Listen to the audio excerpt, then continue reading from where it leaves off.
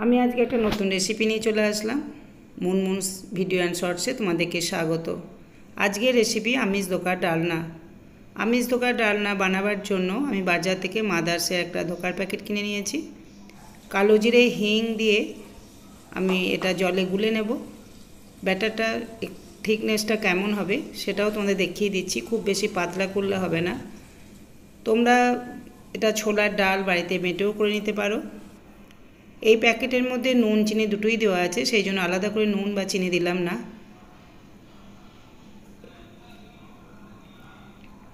এবার ব্যাটারটাকে 1 চামচ তেলে ভালো করে কড়াইয়ে অনবরত নাড়াচাড়া করে নিতে হবে। জল ভাবটা শুকিয়ে আসলে তারপর এটা ঠান্ডা করে ধোকার পিসগুলো কেটে নেব। তোমরা ভিডিওটা দেখতে থাকো, আশা করি ভিডিওটা পছন্দ হবে। সাধারণত আমরা নিরামিষ ধোকার ডালনাই বাড়িতে করে থাকি, কিন্তু পেঁয়াজ আদা রসুন দিয়ে কীভাবে ধোকার ডালনাটা বানালাম ভিডিওটা তোমরা পুরো দেখো, স্কিপ করো না, তাহলে বুঝতে অসুবিধা হবে।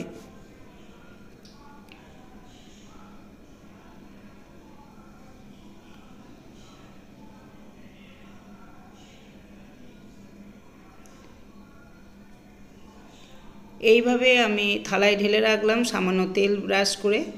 ঠান্ডা হয়ে গেলে ধোকার পিসগুলো কেটে নেব।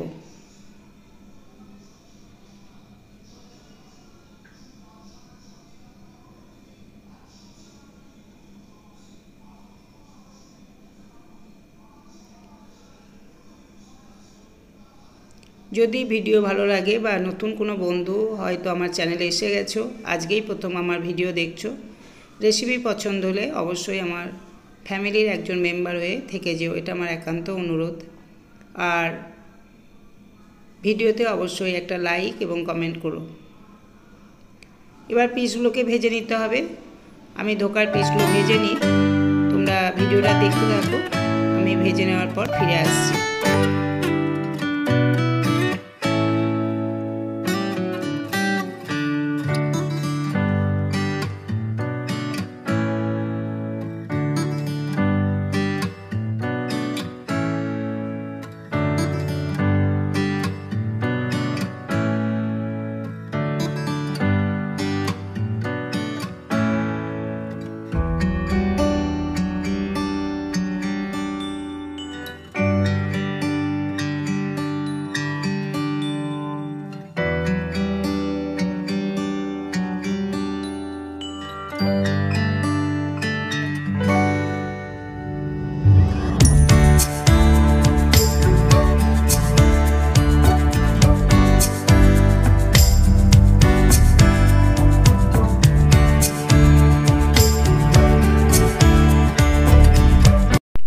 ধোকার পিসগুলো ভালো করে ভেজে নেওয়ার পর আমি অন্য একটা কড়াইতে সর্ষের তেল গরম করতে দিলাম।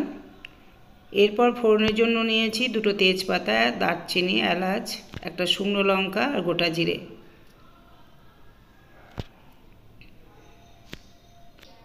ফোড়নটা কয়েক সেকেন্ড ভেজে নেওয়ার পর আমি এখানে একটা বড় সাইজে পেঁয়াজ পেস্ট করে নিয়েছিলাম। যতক্ষণ ধোকাটা ভাজা হচ্ছিল তোমাদের ভিডিওতে দেখিয়ে দিয়েছি। আদা, কাঁচা লঙ্কা, রসুনের একটা পেস্ট করে নিয়েছি, আর একটা বড় সাইজের পেঁয়াজেরও পেস্টটা ওই সময় করে নিয়েছিলাম।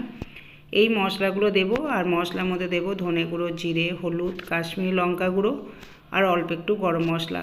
সেটাও আমি পেস্ট করে নিচ্ছি, সেটা তোমাদের দেখানো হয়নি, সেটা আমি এখন দেখিয়ে দেব।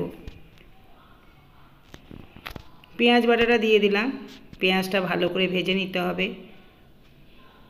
পেঁয়াজের কালারটা চেঞ্জ হলে আদা, রসুন আর কাঁচা লঙ্কার পেস্টটা দিয়ে আরও কিছুক্ষণ নাড়াচাড়া করে নেব।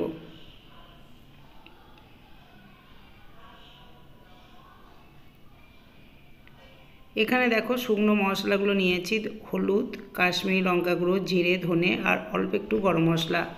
মশলাটা জলে গুলে আমি দিয়ে দেব, সেই জন্য মশলাটা রেডি করে নিলাম। ততক্ষণে আদা রসুন পেঁয়াজটা ভাজা হয়ে গেছে, পেঁয়াজের কালারটাও চেঞ্জ হয়ে গেছে। এই পর্যায়ে আমি 1.5 চামচ আদা, রসুন আর কাঁচা লঙ্কার পেস্টটা দিয়ে দিচ্ছি। আদা রসুন থেকে যতক্ষণ না কাঁচা গন্ধ না যাবে ততক্ষণ অবধি মশলাটাকে ভালো করে ভেজে নিতে হবে। আমি যেভাবে ধোকার ডালনাটা তৈরি করছি বাড়িতে অবশ্যই একবার তোমরা ট্রাই করবে, কারণ আমি এটা খাওয়ার পরেই আপলোড করছি। খেতে অসাধারণ হয়েছে, আর বাড়িতে একবার ট্রাই করলে বুঝতে পারবে অন্য দিনে যে ধরনের ধোঁকা ডালনা আমরা খেয়ে থাকি নিরামিষ ধোঁকা ডালনা, তার থেকে আমিষ ধোঁকা ডালনা খেতে অনেক অনেক ভালো হয়। পেঁয়াজ, আদা, রসুন সব কিছু ভালো করে ভেজে নিলাম। এরপর শুকনো মশলাটা অল্প জলে গুলে দিয়ে দিচ্ছি। মশলাটা ভালো করে কষিয়ে নিতে হবে। ফ্লেমটা মিডিয়াম টু লোতে রেখেছি। মশলা থেকে যখন তেল ছেড়ে দেবে তখন আরও যেটুকু দেওয়ার প্রয়োজন আছে মশলা, সেগুলো আমি দিয়ে দেবো। তোমরা ভিডিওটা অবশ্যই পুরোটা দেখবে। এই পর্যায়ে আমি দেব শেজওয়ান সস। শেজওয়ান সসটা অল্প জলে গুলে দিয়ে দিলাম। তোমরা টমেটো কেচাপও দিতে পারো বা কাঁচা টমেটো বেটেও দিয়ে দিতে পারো।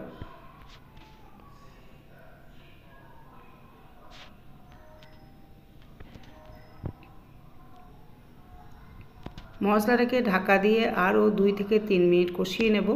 যখন দেখব তেলটা উপরে উঠে এসেছে তখন ভেজে রাখা আলুটা দেব। কাঁচা লঙ্কাটাও এই পর্যায়ে দিয়ে দেব।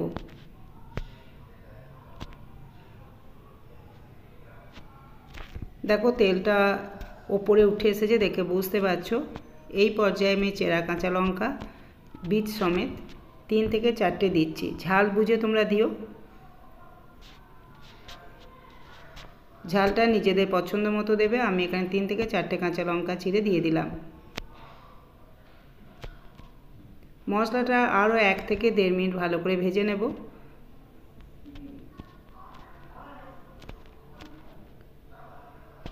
মশলাটা খুব ভালোভাবে ভেজে নেওয়ার পর আমি ভেজে রাখা আলুটা দিচ্ছি।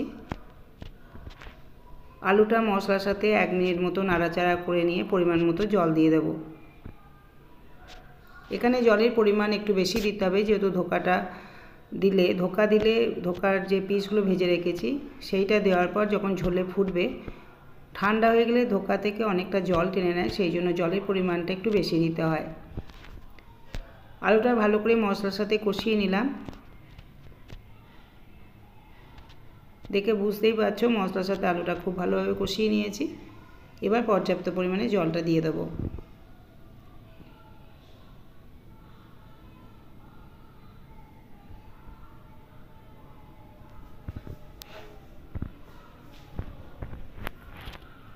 এই রেসিপিটা ভাতের সাথে খেতে খুবই ভালো লাগে, রুটির সাথে খেতেও ভালো লাগবে। জলটা দেওয়ার পর আমি 10 মিনিট মতো রান্না হতে দেব। মাঝামাঝি সময় এসে আমি ধোকাটাকেও দিয়ে দেব। ঝোলটা ফুটে গেছে। এই পর্যায়ে নুনটা দিলাম আর 1.5 চামচ চিনি দেব।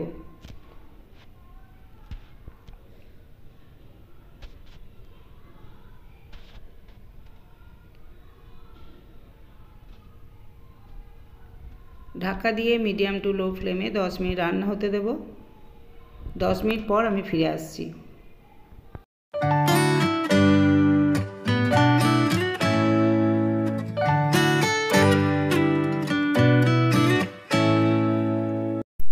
দশ মিনিট পর ফিরে আসলাম।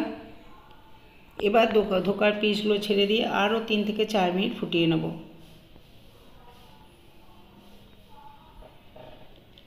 অল্প একটু ধনেপাতা, ঘি আর গরম মশলা দিয়ে সবশেষে আমি এটা নামিয়ে নেব। যদি রেসিপি পছন্দ হয় লাইক, শেয়ার, কমেন্ট করে অবশ্যই পাশে থেকো। যারা সুন্দর সুন্দর কমেন্ট করো তাদেরকে অসংখ্য ধন্যবাদ একভাবে আমার সাথে থাকার জন্য এবং আমাকে এতটা সাপোর্ট করার জন্য।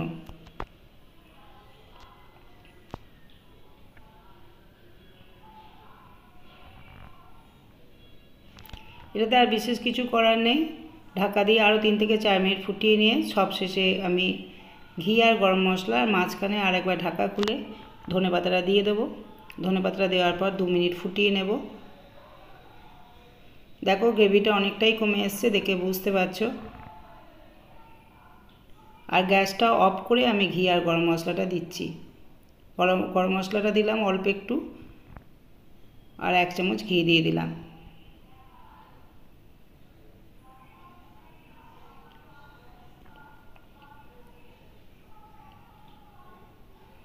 আশা করি আজকের রেসিপি তোমাদের পছন্দ হয়েছে। রেসিপি পছন্দ হলে অবশ্যই কমেন্ট করবে। আর নতুন কোনো বন্ধু এলে আমার সাথে থাকার অনুরোধ রইল। কমেন্টে জানিও রেসিপিটা কেমন হয়েছে। ভিডিওটা সম্পূর্ণ দেখা এবং আমাকে এতটা সময় দেওয়ার জন্য তোমাদেরকে অসংখ্য ধন্যবাদ।